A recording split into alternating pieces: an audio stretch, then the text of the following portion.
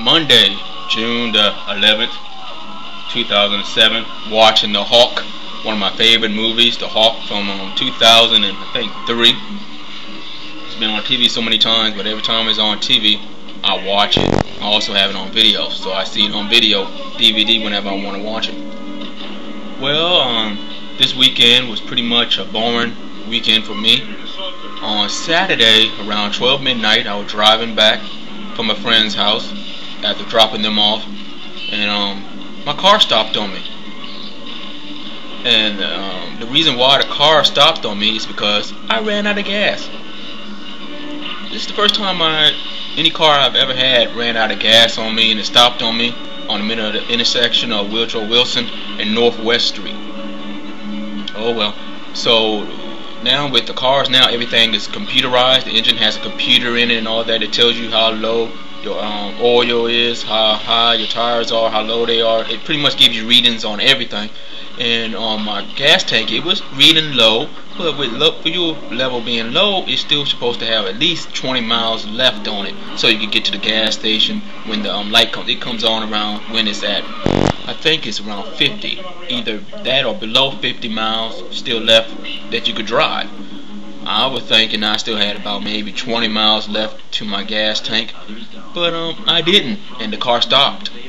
So I was lucky enough that somebody was nice enough to help push my car to the side, take me to the gas station that I passed maybe no more than 2 blocks behind me before the car stopped. I had money for gas. I could have brought the gas, but like a dumb butt, I thought I had 20 miles left to drive home, and they're gonna put the gas in today.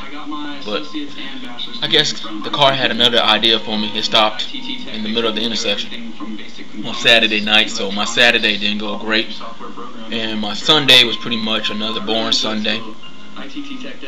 Today, I also want to send out a shout out to my friend up in Canada. You know who you are. I don't like naming out names because last time I think I said a name on one of my first couple of blogs. They wasn't too happy about me saying their name, so I don't say names, but he know who you are up in Canada. He says my blogs. Let me say exactly what he stated. Your blogs lift me up when I'm down, and Jess, you are a great guy, and he wishes me all the best always. But thank you. God bless you as well, my brother.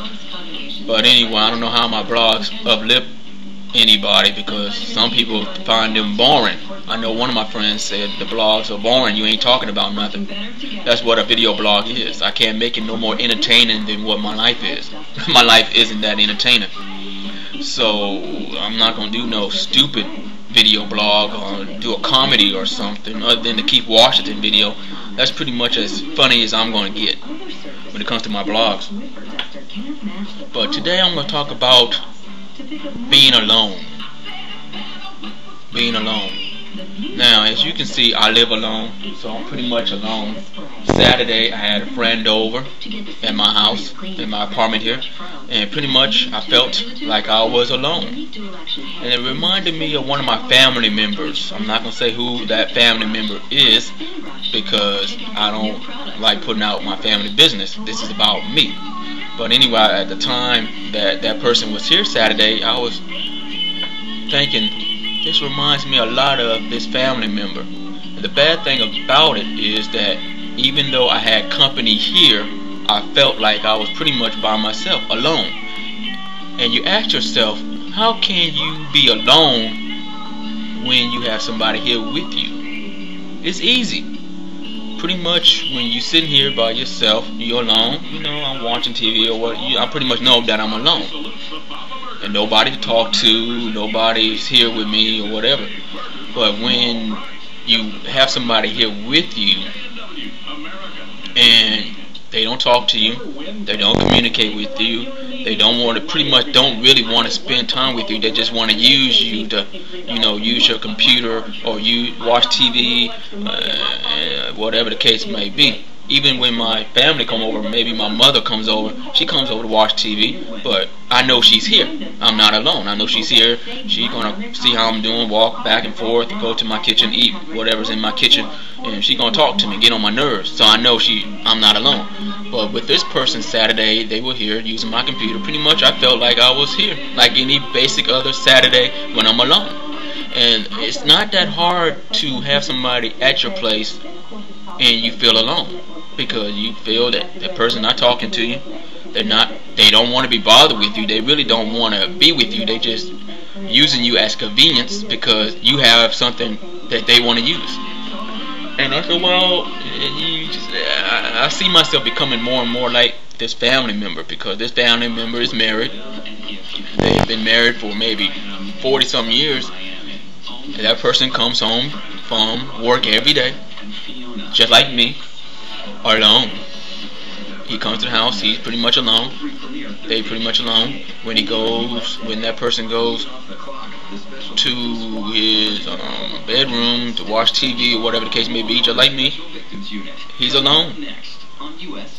You know, after I come home from a hard day work, I already know I'm coming home to nobody. But when you are married and you coming home and there's somebody there but you still alone, I don't want to become that person. I don't want to wind up like that person. And I see myself becoming that person, because if you with this person, they consider themselves to be your friend, would they not want to spend time with you, communicate with you, just hang out with you, and just communicate with you? This person considers themselves to be my friend, but they don't talk to me. They really don't want to be bothered with me. But the only reason why they bother with me is because they could use my computer or whatever the case may be, or I could drive them around. I don't mind doing it because I'm a nice guy. But after a while, you get tired of doing that. Then after Saturday, when my car stopped on me, I wasn't really happy. But it's pretty much my fault. I can't blame the friend that my car stopped on me. I should have put gas in it. I passed right by a gas station thinking I had enough gas to get home and to drive to work Monday, put gas in it then. But I didn't.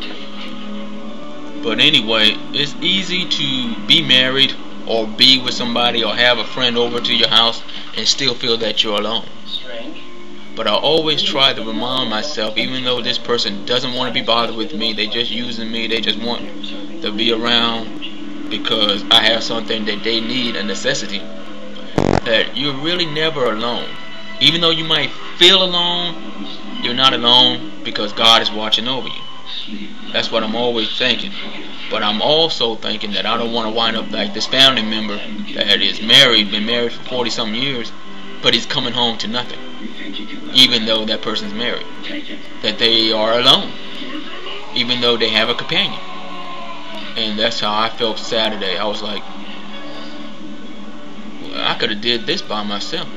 Sit here and watch TV, lay on my love seat, watch TV.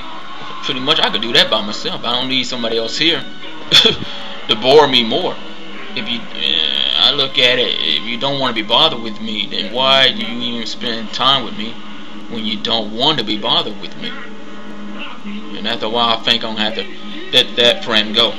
It's just a matter of time. I'm going to have to let it go because I'm tired. I'd rather just be by myself on the weekend. Why have somebody here that don't want to spend time with me, that don't want to talk to me, and just pretty much just using me for a convenience? The other friend to death, real cool person, but what's the point of coming to my house if you don't want to talk, you don't want to spend time with me, you don't want to do nothing but just get on the computer, use my computer all day, and then I just sitting there pretty much just watching TV, something I could do pretty much by myself. You ain't talking to me, you don't want to be bothered with me, so what's the point? So you can be with somebody and still feel alone. It's not that hard. If you're in a relationship and you feel that, hey, look, I'm going with this person, but I feel like I'm still alone, it can happen. You could be married with a person for 5, 6, maybe 40 more years, and you could still feel like, hey, this person don't talk to me, they don't want to be around me, they don't want to spend time with me, they don't want to do nothing with me. You could still feel like you're alone, even though you have a companion. It's not that hard. But always remind myself that as long as you have God, He's always, or God is always watching over you. You're not never alone. But Saturday, I started feeling like this person, this family member, and I don't want to wind up like this family member, alone. But anyway, talk to y'all later, and have a great week. God bless.